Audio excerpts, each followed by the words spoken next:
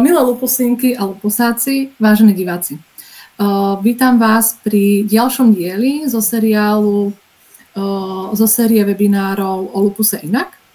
Dnes sa budeme rozprávať o obličkách, pretože lupus je ochorenie, ktoré postihuje obličky ako jedno z najčastejších orgánov. Som veľmi rada, že tu môže medzi nami privítať moju kolegyňu a primárku dializačného strediska B. Braun a Vitum Bratislava Vrakuňa, pani doktorku Evu Hirnerovú, ktorá nám povie viac o obličkách.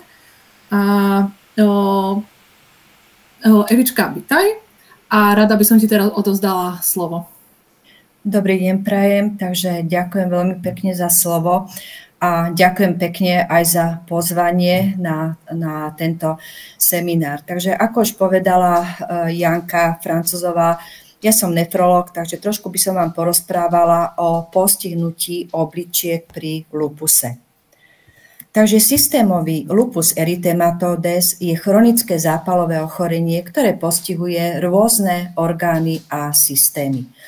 Ja si myslím, že v tejto skupine mnohí aj dobre viete, aké má toto ochorenie príznaky, ale predsa len ich trošku pripomeniem. Sú to napríklad teploty, slabosť, únava. Ďalej to môže byť postihnutie kože, kedy sa môže objaviť taký ten typický motýlovitý exantém na tvári. Ďalej to môže byť postihnutie svalov, kĺbov, strata telesnej hmotnosti.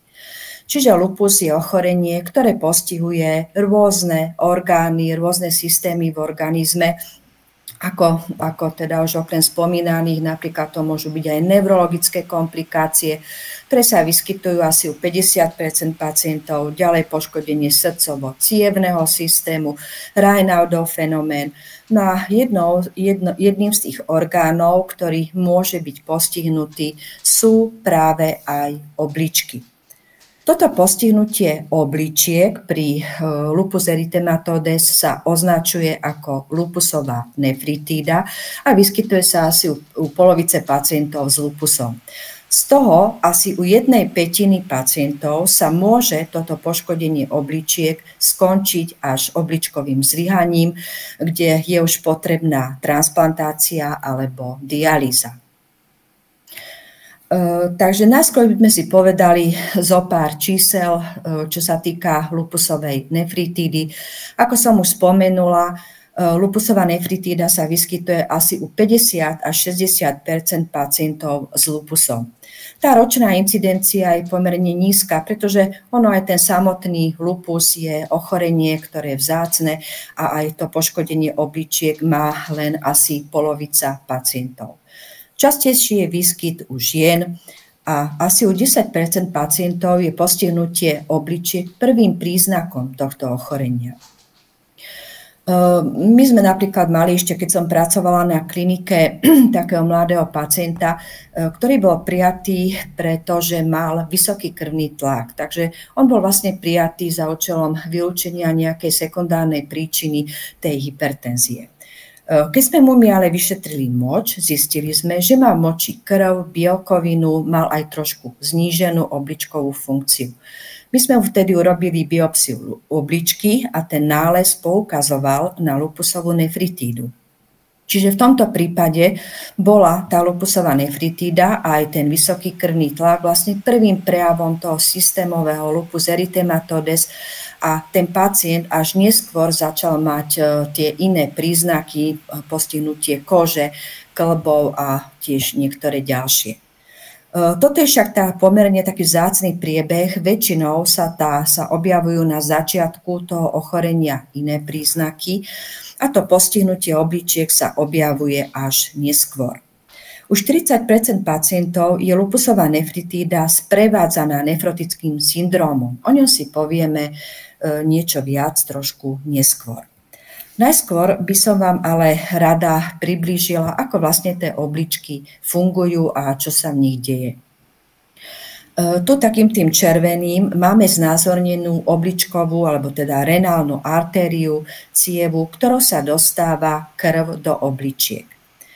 Tá krv sa dostáva až k funkčným jednotkám obličiek, ktoré sa nazývajú nefróny. Tých nefrónov je v obličkách veľmi veľa, je ich asi okolo 1 milióna. A súčasťou toho nefrónu je takéto klbko drobných kapilár, ktorý sa označuje glomerulus. Za ním potom nasleduje systém takých kanálikov, ktoré my označujeme ako tubuly, potom nasledujú zberacie kanáliky.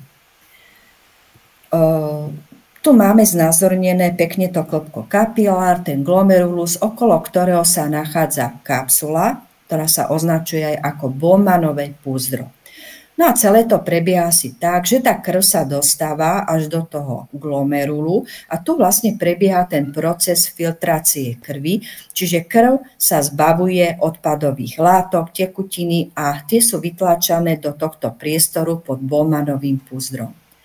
Takto sa vytvára tzv. Primárny moč, ktorého je asi 150 litrov. Ten moč sa potom ďalej dostáva do systému tých kanálikov, tubulov, do zberacích kanálikov. Niektoré látky sa vracajú späť do organizmu, vracia sa aj tekutina, čiže ten moč sa zahusťuje, koncentruje. No a takto vlastne sa vytvára definitívny moč, ktorý sa dostáva do obličkovej pánvičky, do močovodu až do močového mechúra a vylučuje sa z organizmu. Toho množstva definitívneho moču je podstatne menej ako toho primárneho moču, sú to asi 2 litre denne. Takže čo sa stane, ak ten lupus poškodí obličky? Asi viete, že lupus je ochorenie, ktoré je považované za ochorenie autoimúnne, kedy sa vytvárajú protilátky proti rôznym vlastným tkanivám, štruktúram. No a takto sa môžu vytvárať aj protilátky, ktoré sú namierené proti štruktúram obličke. Vytvárajú sa imunokomplexy, ktoré sa v obličkách ukladajú a to spúšťa zápalovú reakciu, ktorá bohužiaľ tie štruktúry obličky poškodzuje. Môžu byť pritom postihnuté glomeruly, ale aj ďalšie súčasti obličky. To je už taký pekný obrázok zo svetelnej mikroskopie. Tu v strede zhruba vidíte taký gulovitý útvar, ktorý predstavuje to klbko kapilár, čiže ten glomerulus. Je tu vidno aj veľa takých tmavo-fialových bondiek, ktoré predstavujú zápalové bunky. No bohužiaľ, keď tá zápalová reakcia sa spustí, ona vedie k poškodeniu vlastne tých drobných ciel, tých drobných kapilár. Tie sa stávajú vo zvýšenej miere priepustné pre bielkoviny, ale napríklad aj pre krvné elementy, napríklad pre erytrocity a tie sa môžu dostať do moču. Tu sa už vlastne dostávame k tým príznakom lupusovej nefritídy, z ktorých veľmi častá je prítomnosť bielkoviny v moči, čomu my hovoríme proteinúria. Tá proteinúria býva obyčajne vyššia ako 0,5 g za 24 hodín. U niektorých pacientov sa môže vyvinúť aj tzv. Nefrotický syndróm a tedy to množstvo bielkoviny vylučovanej do moču je veľmi vysoké, je vyššie ako 3,5 g za 24 hodín. Do moču sa môžu dostávať aj červené krvinky, čiže objavuje sa tzv. Hematúria. Ďalej pacienti môžu mať zníženú funkciu obličiek, čiže majú zníženú glomerulárnu filtráciu, čo nachádzame asi u 40 až 80% pacientov. Veľa pacientov máva vysoký krvný tlak, ďalšími príznakmi môžu byť opuchy a u časti pacientov môže vzniknúť až akutné renálne zlyhanie. Avšak takýto akutný priebeh býva pri lupusovej nefritíde pomerne vzácny, ona oveľa častejšie prebieha ako ochorenie chronické. Trošku by som vám povedala k tomu nefrotickému syndrómu, pretože ten je pri lupusovej nefritíde častý. Tu vidíte, že príčin toho nefrotického syndromu je veľa, môžu to byť rôzne iné glomerulonefritídy, môžu to byť aj nádory, cukrovka, ale jednou z tých príčin je práve aj lupusová nefritída. No a čo sa pri tom nefrotickom syndróme deje?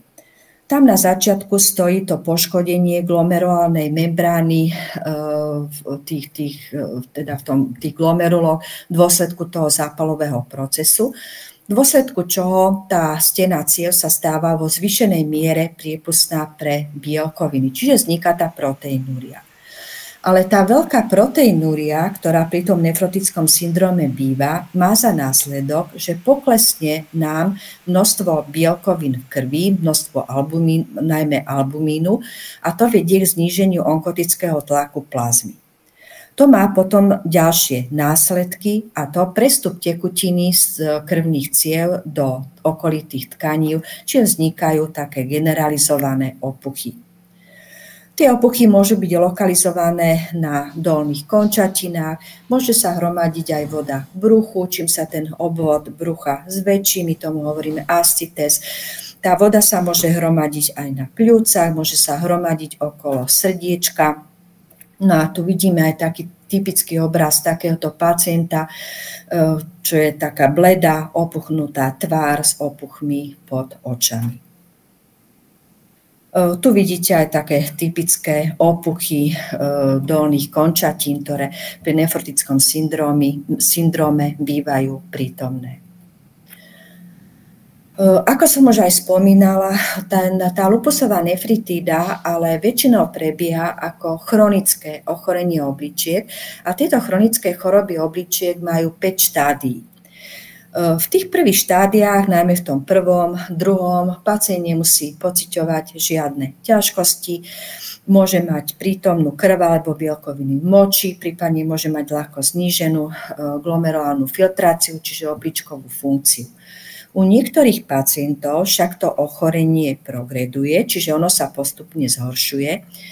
A to platí teda aj pre pacientov s lupusovou nefritídou. No a ten pacient sa postupne dostáva do štádia 3., do štádia 4., prípadne až do štádia 5., na konci ktorého je už zlyhanie obličiek.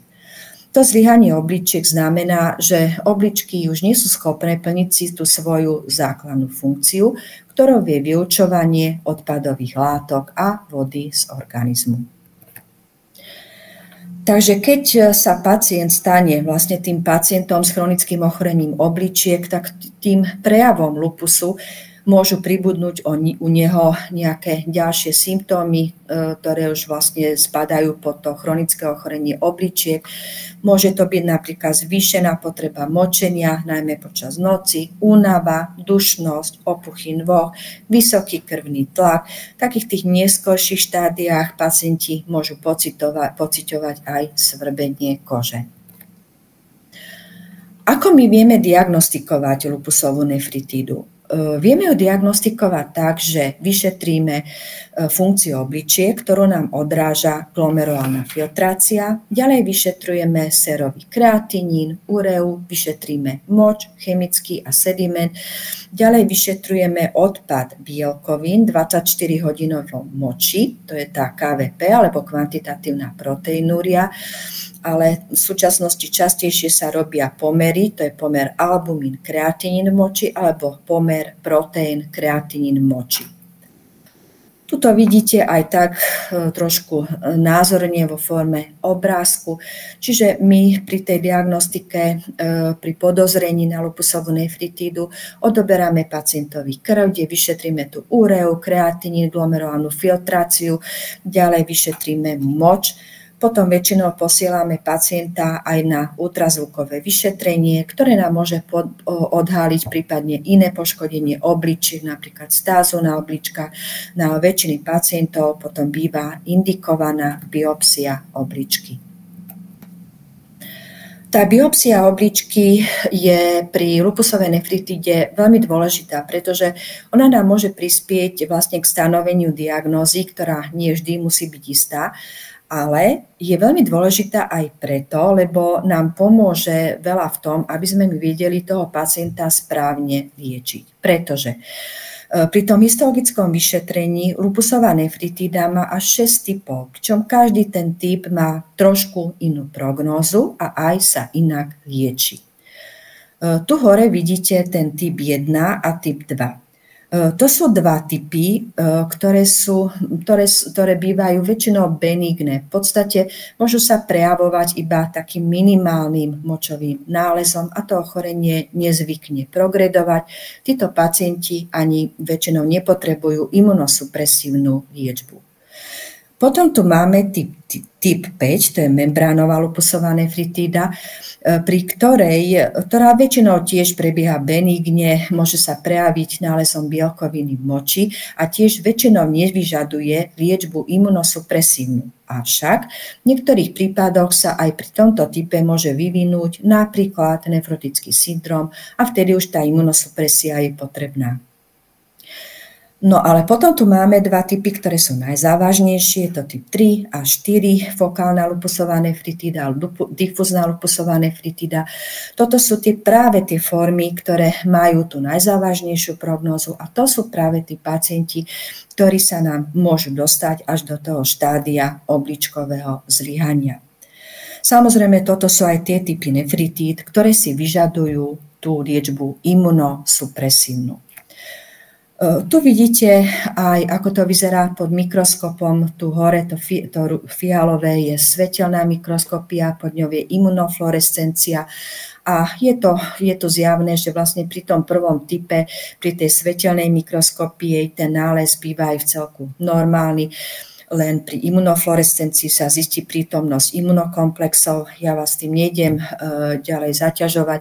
V podstate ale aj tak pre laika je zjavné, že vlastne každý ten typ vyzerá trošičku inak a ten patológ nám vie presne povedať, o aký typ sa jedná. No a podľa toho sa my potom aj rozhodujeme, ako budeme pacienta liečiť. Trošku si povieme o tej liečbe imunosupresívnej. V podstate tá liečba pozostáva z takých dvoch súčastí. Začína sa liečbou indukčnou, ktorej cieľom je dosiahnutie čo najrýchlejšej remisie.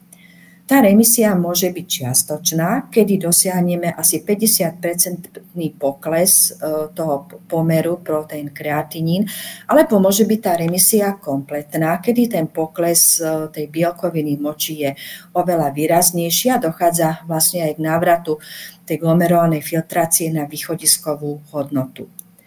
Ak sa nám podarí dosiahnuť remisiu, prechádzame na liečbu udržiavaciu, ktorá má za cieľ udržať tú nastolenú remisiu a zabrániť tiež relapsom ochorenia. Trošku si aj o tej imunosupresii povieme viac. Samozrejme, my sa snažíme liečiť podľa medicíny dôkazov. A nedávno, v roku 2024, nám vyšli takéto odporúčania KDIGO, čo je pracovná skupina nefrológov. A práve tieto odporúčania boli definované, boli teda zamerané na lupusovú nefritídu. Takže trošku sa pozrieme na to, čo nám tieto odporúčania hovoria. Je to v angličtine, lebo aj tie odporúčania sú v angličtine, ale ja to veľmi, veľmi ľahko preložím.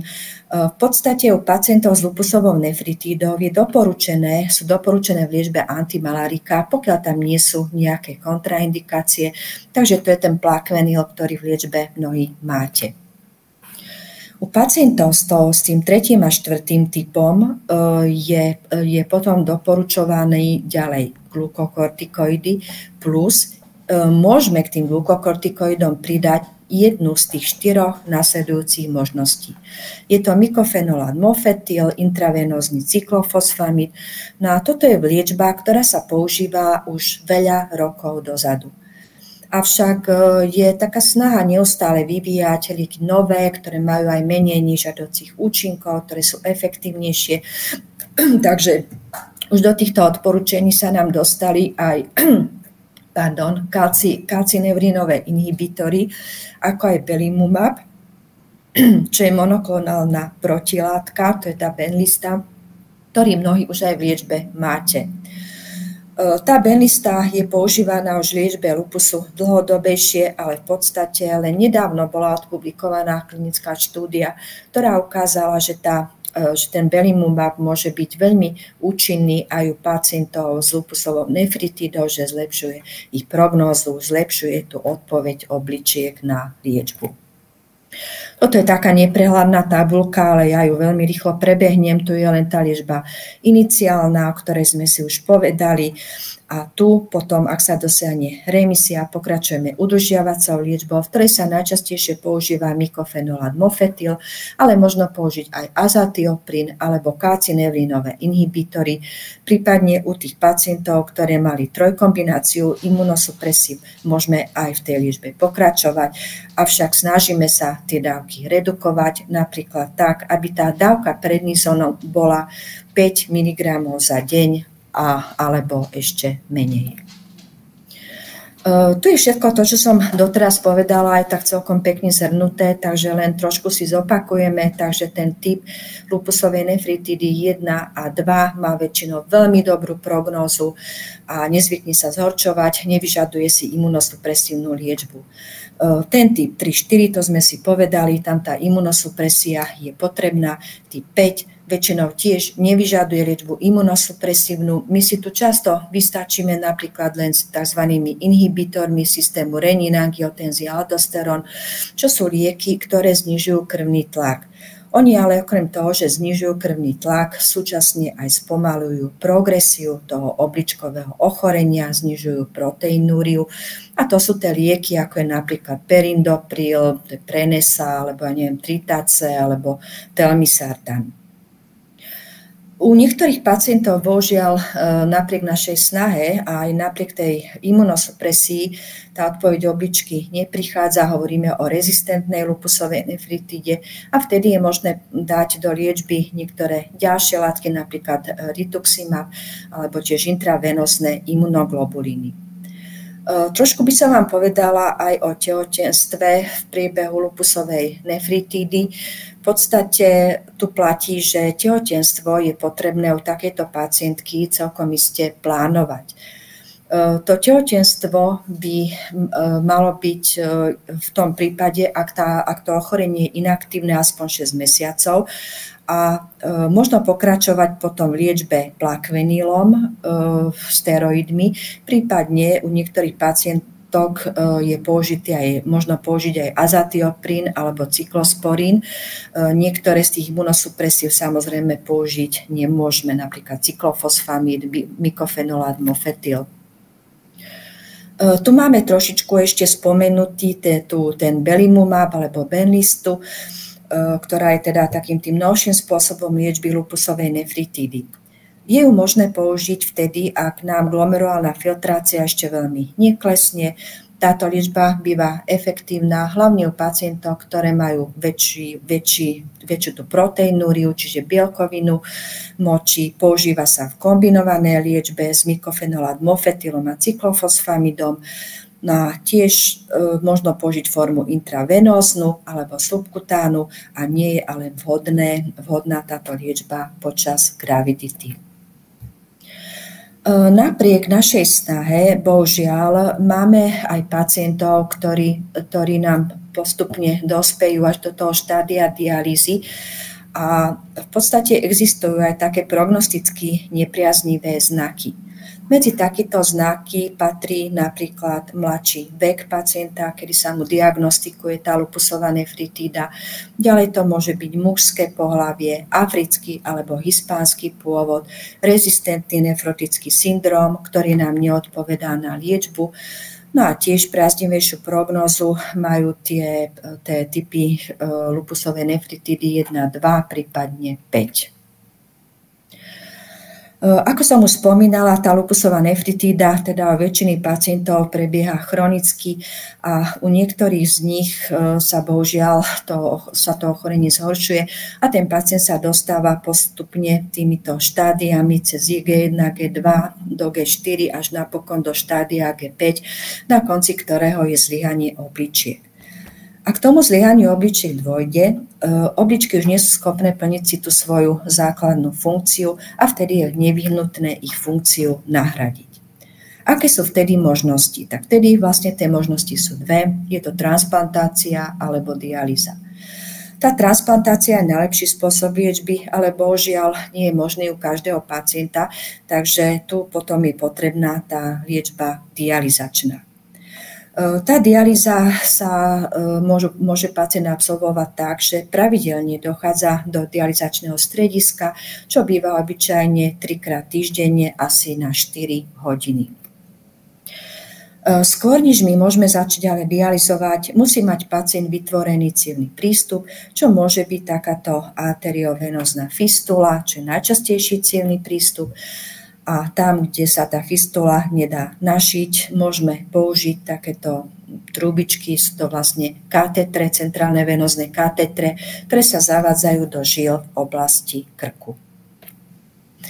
Keď už máme teda ten cievny prístup, môžeme začať pacienta dialyzovať, tomu potrebujeme dialyzačný prístroj. No a ten princíp dialýzy je veľmi jednoduchý, ale poviem veľmi zjednodušene. Krv odvádzame z tela pacienta do mimotelového okruhu. Tá krv sa dostáva do dôležitej súčasti, ktorá sa nazýva dialyzátor, a tu vlastne prebieha ten proces očisťovania krvi. Tá očistená krv sa potom vracia do tela pacienta. Samozrejme, tá dialýza predstavuje také určité obmedzenia pre pacienta, sú to časové obmedzenia, ale takou dobrou správou je, že máme aj možnosti domácej dialýzy. Tu vidíte peritoneálnu dialýzu, kedy má pacient zavedený kateter peritoneálny do oblasti brušnej. On si cez tento kateter napája potom roztok, napúšťa roztok do brucha. No a vlastne tá jeho vlastné peritoneum slúži ako membrána, cez ktorú sa on dialyzuje. Tie odpadové látky prechádzajú potom do toho roztoku a ten sa potom vypúšťa. Ďalšou možnosťou, ktorá je aj domáca hemodialýza, kedy sa pacient dialyzuje cez ten cievny prístup, teda podobne ako na dialyzačnom stredisku, ale teda s tým rozdielom, že sa dialyzuje doma. Peritoneálnu dialýzu už na Slovensku dostupnú máme, túto domácu hemodialýzu zatiaľ nie, ale teda čakáme na jej schválenie. Úplne na záver, ja by som vám ešte povedala, čo môžete urobiť vy preto, aby teda u vás tomu poškodeniu obličiek buď vôbec neprišlo, alebo teda ak už tú lupusovú nefritídu máte, čo môžete urobiť preto, aby to ochorenie neprogredovalo, aby sa nezhoršovalo. Takže tu na prvom mieste sú pravidelné kontroly u lekára. Tie sú nesmierne dôležité, pretože ten lekár určuje vašu liečbu, on vlastne určí, či je potrebná tá liečba imunosupresívna alebo nie, určuje tie dávky tých imunosupresív a taktiež kontroluje ďalšie rizikové faktory tých chronických ochorení obličiek. Okrem toho je potrebné dodržiavať aj ďalšie opatrenia, ktoré sú už potom rovnaké aj pre ostatných pacientov, ktoré majú chronické ochorenie obličiek. A tu je potrebné dodržiavať pitný režim, redukovať príjem kuchynskej soli, užívať nesteroidné antiflogistika v čo najmenšej miere. Samozrejme, v tejto vašej skupine pacientov je to aj veľmi obťažné, ale treba sa o to aspoň usilovať. Samozrejme, veľmi dôležité je nefajčiť. To fajčenie je rizikové aj pre zdravého človeka, nie je to pre pacienta s lupusom. Veľmi je tiež dôležité, aby mal pacient dobre kontrolovaný krvný tlak, pretože veľa pacientov s tou lupusovou nefritidou majú vysoký krvný tlak, ale ten vysoký krvný tlak je ďalší faktor, ktorý nám poškodzuje obličky a preto je veľmi dôležité, aby ste si ten krvný tlak kontrolovali a teda keď už tú hypertenziu máte, aby bola aj dobre liečená. To isté platí aj pre cukrovku. Ak teda máte cukrovku, samozrejme to riziko sa zhoršuje a zvyšuje. A je veľmi dôležité, aby tá cukrovka bola dobre liečená. U tých, ktorí cukrovku nemajú, je samozrejme dôležité sledovať si pravidelne hladinu krvného cukru, ale toto robíme aj my, nefrológovia a taktiež reumatológovia pri tých pravidelných kontrolách. Dôležité je aj strážiť svoju telesnú hmotnosť, pretože obezita je taký závažný rizikový faktor chronických obličkových ochorení. Taká nebezpečná je hlavne takýto brušný abdominálny typ obezity. No a ono naozaj byť obézny znamená byť aj zraniteľný, pretože tá obezita jednak je rizikový faktor pre tie obličkové ochorenia, ale súčasne je to aj rizikový faktor pre ochorenia srdcovo-cievne, cukrovku a taktiež aj pre niektoré neurologické a onkologické ochorenia. Veľmi dôležitý je teda taký zdravý životný štýl, dôležitá je pravidelná fyzická aktivita. Samozrejme, to už závisí od možností každého pacienta. Takže to by bolo aj z mojej strany všetko. Ja vám veľmi pekne ďakujem za pozornosť a ešte úplne záverom by som chcela povedať asi len toľko, že všetci nefrológovia, ktorí sa staráme o takýchto pacientov s lupusovou nefritidou, sa snažíme o to, aby sme spomalili progresiu toho ochorenia, aby teda sme oddialili ten čas, kedy sa ten pacient dostane na dialýzu, alebo teda, aby sme to ochorenie ovplyvnili tak, aby sa ten pacient na dialýzu vôbec nedostal. Samozrejme, ale ako ste aj videli, nezaobídeme sa aj bez vašej spolupráce. Takže ďakujem vám veľmi pekne za pozornosť.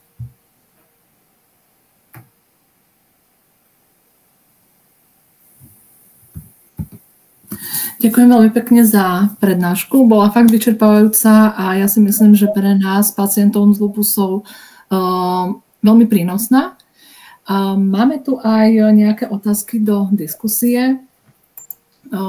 Jedna naša diváčka píše, že môj lupus začal lupusovou nefritidou pred 45 rokmi, vtedy mi biopsiu obličiek nerobili. Časom sa môj stav natoľko zlepšil, že neberiem na lupus žiadne lieky a roky nemám žiadne pozitívne nálezy v moči. Môžu sa obličky pri včasnej liečbe lupusu čiastočne alebo úplne zregenerovať? Ďakujem za otázku, len bohužiaľ sa mi nejako nedarí zastaviť tú prezentáciu. My už nevidíme. Nie? Takže môžeš kľudne pokračovať. Dobre. Takže ja ťa poprosím ešte raz tú otázku, lebo som sa sústredila na to zastavovanie. Čiže môj lupus začal lupusovou nefritidou pred 45 rokmi, vtedy mi biopsiu obličiek nerobili. Časom sa môj stav natoľko zlepšil, že neberiem na lupus žiadne lieky a roky nemám žiadne pozitívne nálezy v moči. Môžu sa obličky pri včasnej liečbe lupusu čiastočne alebo úplne zregenerovať? Áno, ďakujem pekne za túto otázku. V podstate ťažko povedať spätne, že ako to bolo, ale u takéto pacientky by som si myslela, že pravdepodobne sa u nej jednalo o niektorý z tých benignejších typov lupusovej nefritidy, čiže mohla mať napríklad ten typ 1 alebo 2, ktoré sa aj nezvyknú zhoršovať. Hej. Takže títo pacienti v podstate môžu mať len nejaký minimálny močový nález, ale vlastne tá funkcia obličiek sa pekne udržiava, takže mohlo to byť napríklad aj takto, aj keď úplne s určitosťou to povedať neviem. Čo sa týka tej regenerácie obličiek, no obličky nemajú tú schopnosť nejak sa v tom zmysle regenerovať, že by sa to ich tkanivo poškodené nejakým spôsobom znova nahradilo.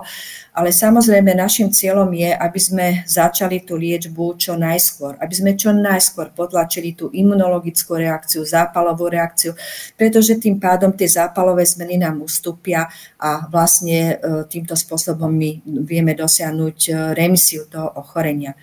Takže ja si myslím, že aj v tomto prípade asi sa jednalo o niečo takéto, že vlastne táto pacientka mohla mať ten typ lupusovej nefritídy, ktorý je benigný a ktorý sa možno už ďalej nezhoršoval.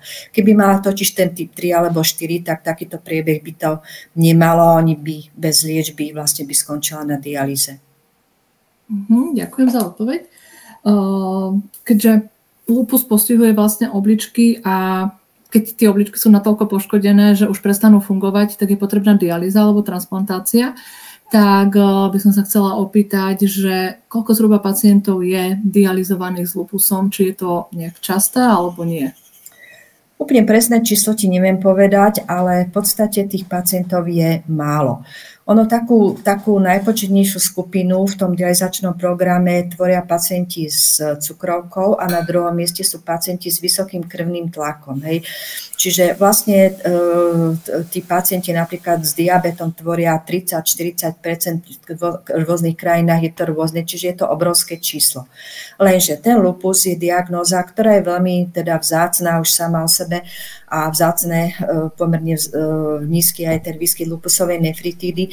Takže ten počet pacientov na dialýzach je veľmi malý, napríklad my momentálne ani takého pacienta nemáme, ale samozrejme môže sa stať. Máme pár pacientov v ambulancii, ale niektorí majú aj ten benignejší priebeh, takže tam ani nepredpokladám, že by sa na tú dialýzu dostali. Takže sú to veľmi maličké čísla.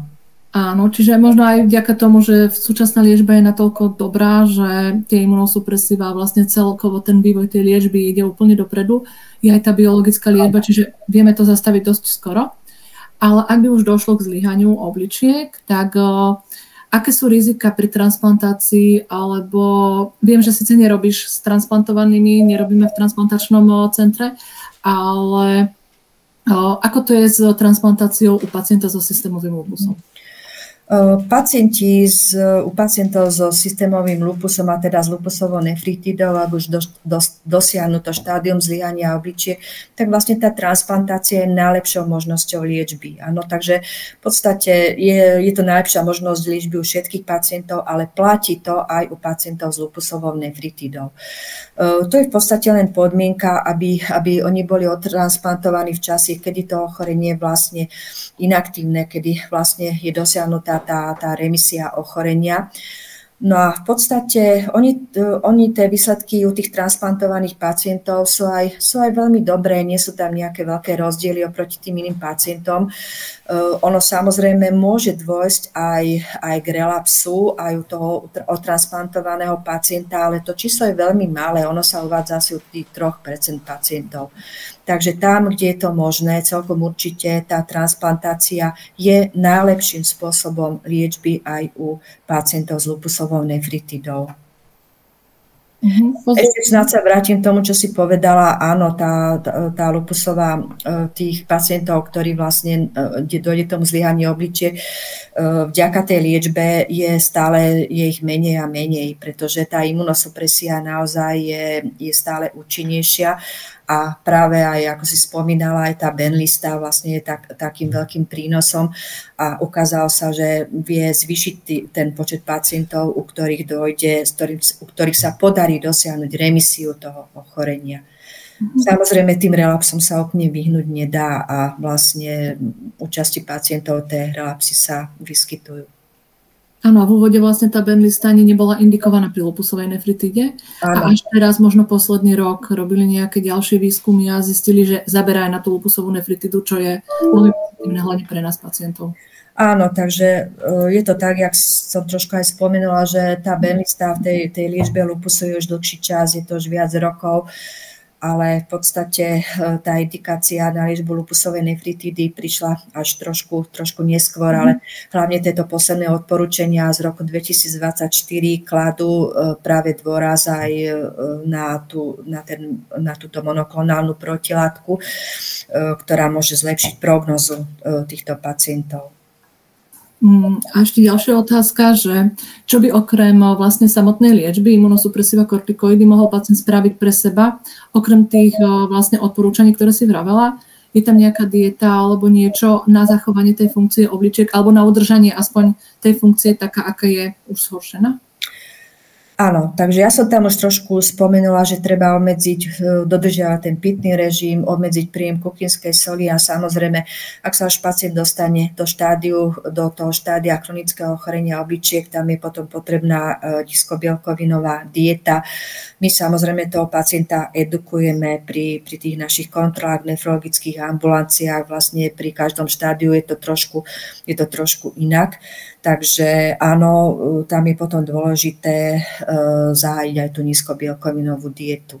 Preto sú veľmi dôležité aj tie kontroly toho pacienta, toho lekára, pretože v každom štádiu sú tie doporučenia trošku iné, takže my sa to snažíme tým našim pacientom vždy aj pri tých kontrolách vysvetľovať.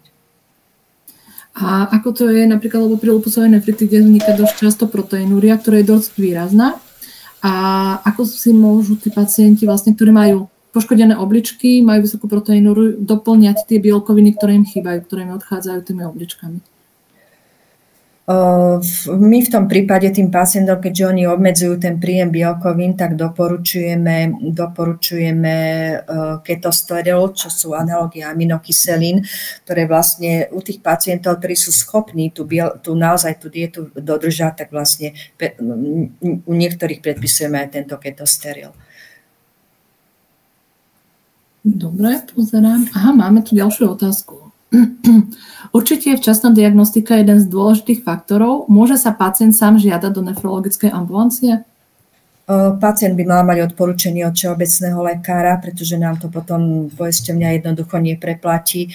Ale v podstate to základné vyšetrenie by aj mal urobiť všeobecný lekár, pretože sám pacient veľmi ťažko príde na to, že nejak tie jeho príznaky súvisia s obličkami. Čiže tá cesta by mala byť taká, že keď má nejaký taký pocit, tak treba aj všeobecnému lekárovi, ktorý potom urobí tie základné vyšetrenia, vyšetrí moč, vyšetrí krv, odoberie anamnézu pacienta a on keď zistí nejakú patológiu v tomto smere, tak odošle pacienta k nefrologovi.